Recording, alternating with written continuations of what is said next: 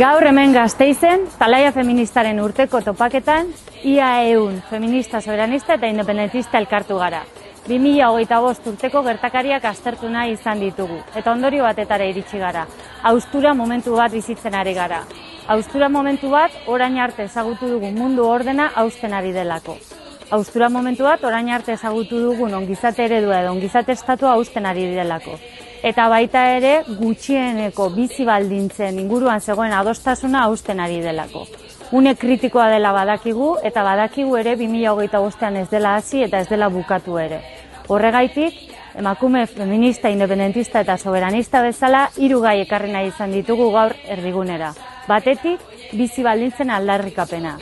Eta momentu berean galdetu nahi izan diogu geure buruei ea zein den bizitza merezi duen bizitza bat. Bigarrenik, eskuineratze prozesuen eta erreakzio patriarkalaren aurrean feminismo antifasistaz gogoetatu dugu.